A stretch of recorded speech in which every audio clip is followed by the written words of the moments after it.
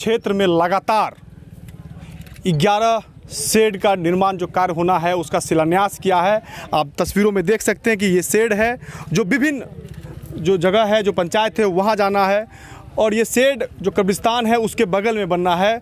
आप देख सकते हैं ये लागत है लगभग 60 लाख रुपए की लागत से ये शेड का निर्माण होना है। हमारे साथ में कोढ़ा की विधायक पूनम पासवान जी हैं, हम उनसे बात करते हैं कि इतनी जो बड़े राशि के माध्यम से आप ये शेड का जो निर्माण हो रहा है वो किन किन क्षेत्रों में हो रहा है, जो यहाँ की जनता है उनकी जो मांग है उनको कैसे इन्होंने पूरा करने का काम किया है।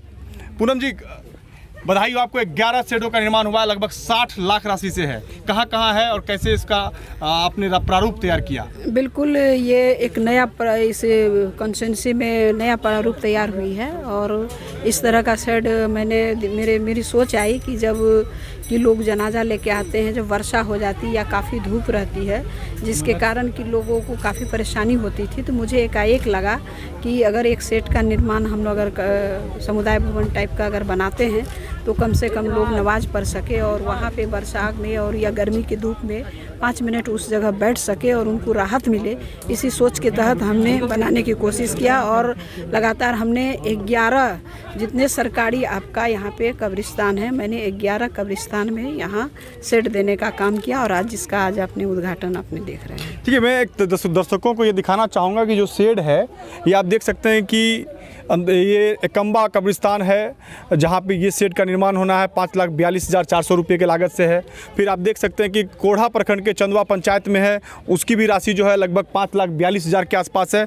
इसी तरह आप कह सकते हैं कि जो फलका प्रखंड के अंतर्गत जो कब्रिस्तान है उसकी भी जो लगभग राशि है वो 6,52,153 रुपये की राशि है। इसी तरह विभिन्न जो शिलापट है आप यहाँ देख रहे हैं जहाँ पे ये काम होना है, शेड का निर्माण होना है। अब आगे की जो रणनीति है, यहाँ की जो जनता है उनकी जो प्रमुख मांग है, अभी हमने भी देखा कि एक व्यक्ति आए हुए थे, इनसे कुछ मांग रख रहे थे, उसको जो यहाँ की विधायिका है पूनम पासवान वो किस तरह दूर किए। फिर हम उस व्यक्ति के भी पास चलेंगे आपको लेकर कि उनकी जो मांग है वो विधायक ने अपने स्तर से कितना सुना है।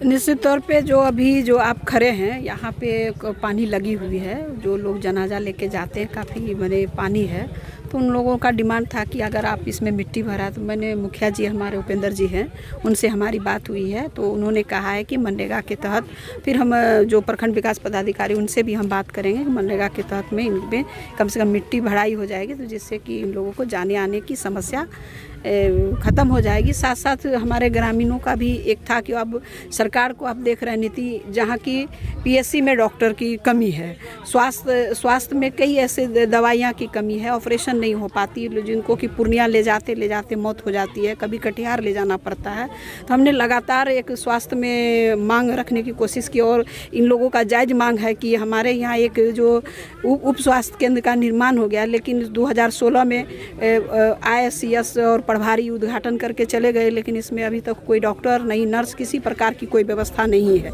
तो हमारे संज्ञान में आज इन लोगों ने लाने का ग्रामीणों ने कोशिश किया है, तो हम इसका मैं आश्वस्त करती हूँ कि मैं जाऊँगी वहाँ के जो जिला के जो स्वास्थ्य के जो पदाधिकारी CS से उनसे बात करके कम से कम एक ANM की मैं वहाँ बहाली करवाऊँगी और जो उद्घाटन हुआ उसको चालू करवाऊँगी। चल मैडम, एक सवाल और है कि कल लगातार अभी आप 2 दिनों से शिलान्यास हो रहा है, जो जनता है उनका जो मांग है उनको पूरा करने का काम कर रहे हैं। कल कोलासी में भी रोतारा में एक सड़कों का निर्माण हुआ है, एक ITP भी जो पंप है वहाँ भी एक सड़कों का आधारशिला रखा गया है।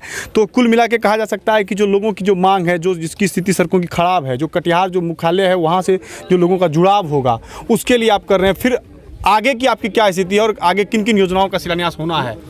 आगे कल भी मेरा प्रोग्राम है आपका मकदमपुर में है, और जो सरस्वती स्थान है वहाँ पर मैंने समुदाय भवन दिया है, और उसके बाद आप एक मेरा उसी पंचायत के एक अलग जो है एक पुस्तकालय भवन जो बना है, मैंने उनका भी रिपेयरिंग निर्माण नए तरीके से 20 साल पहले से पड़ा हुआ था, मैंने उनको भी निर्माण करवाया है, उनका भी कल मेरा उद्घाटन है।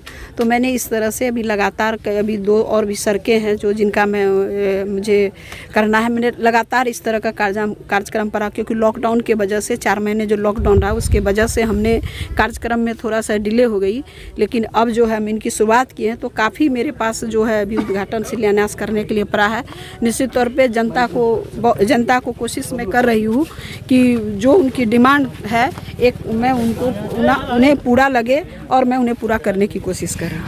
आगे अभी कल भी सड़कों का शिलान्यास है, शायद आज बिशनपुर हमने जहाँ तक जानकारी लोगों से मिला, बिशनपुर पंचायत में भी आपका कहीं ना कहीं कार्यक्रम है, वहाँ भी सड़कों का शायद होना है। बिल्कुल, बिशनपुर अभी जा रहे हैं पंचायत में, वहाँ पे काफ़ी रोड जर्जर थी। और जब मैंने गया था एक शादी में तो उन लोगों का डिमांड था कि एक महिला थी जो गर्भवती महिला थी, और उन्हें ले जाया जा रहा था टेम्पू से, टेम्पू वहाँ पे लसक गए और ठेल के उनको उतार के फिर लाना पड़ा। जब मुझे ये कहानी बताया तो मुझे काफ़ी आश्चर्य हुआ और मैंने अविलंब तुरंत उनमें 1 महीने के अंदर मैंने वहाँ पे खरंजा रोड देने का काम किया कि तत्काल वो लोग सही ढंग से चल पाए, क्योंकि वहाँ पर मिट्टी था तो इसीलिए मैंने खरंजा तब तक ईंट सोलिंग मैंने करवाया। चलिए मैडम, चुनाव है इस बार विधानसभा का चुनाव, बहुत टाइट सवाल है ये कि कितना आप जनता को, यहाँ की जो जनता मालिक है उसको आप खुश पर पाई हैं और कितना काम यहाँ पे सरजमीन पे हुआ है। यहाँ पे कुछ पब्लिक भी है, किन्हीं को समस्या भी है, विधायक से कुछ सवाल भी पूछना है।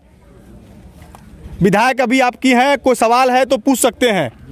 सवाल है, पूछना है, बताइए। सवाल यही था, हॉस्पिटल के दीदी बता ही दी कि एनएम का जो उद्घाटन हुआ, लेकिन उद्घाटन में जो है हमारे विधायक को नहीं पूछा गया, ये बहुत दुखद की बात है।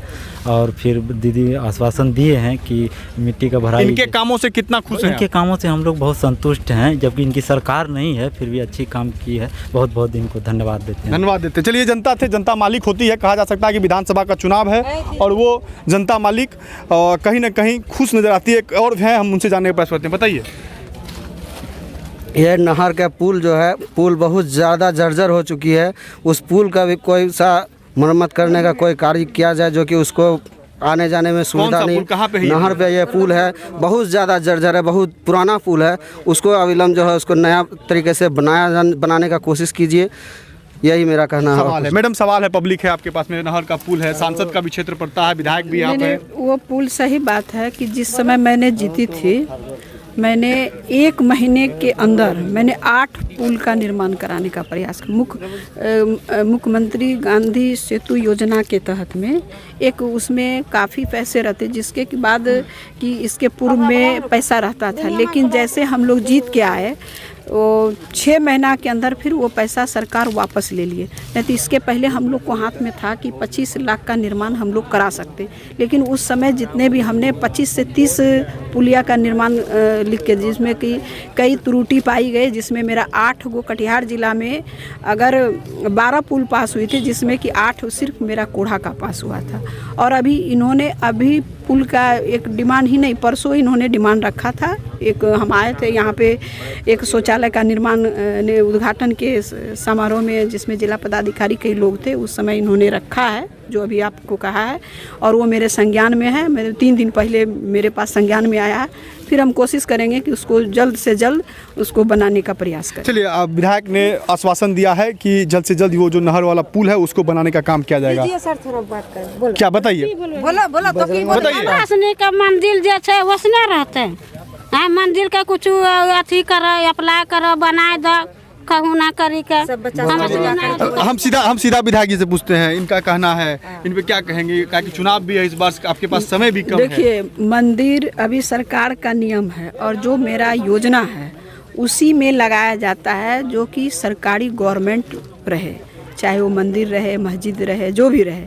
तो मंदिर और मस्जिद के लिए सरकार का एक गाइडलाइंस है, आप देखेंगे उसका रजिस्ट्रेशन करवाइए। अगर रजिस्टर्ड सरकार का होगा तो फिर हम उसका निर्माण करवाएंगे। ये विधायक सीधा तौर पे कहना है कि जो गाइडलाइन है उसको पालन करके हम उस कामों को पूरा करेंगे। कोढ़ा विधायक हैं। अभी 11 जो कब्रिस्तान है उसके बगल में शेड निर्माण का काम का उन्होंने शिलान्यास किया है, और आने वाले दिनों में उन्होंने कहा है कि जो भी समस्याएँ होंगी, जो भी जनता की मांग होगी, उसको पूरा करने का काम किया जाएगा। आज के लिए इतना ही।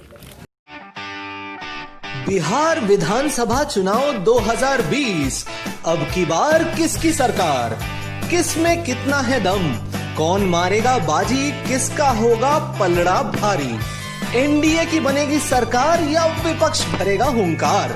राजनीति के शह और मात का खेल, कौन होगा पास कौन होगा फेल, किसके सर बंधेगा बिहार का ताज, क्या है जनता का मूड और मिजाज, नेताजी से पूछेंगे जनता के सवाल, हर विधानसभा क्षेत्र का दिखाएंगे हाल।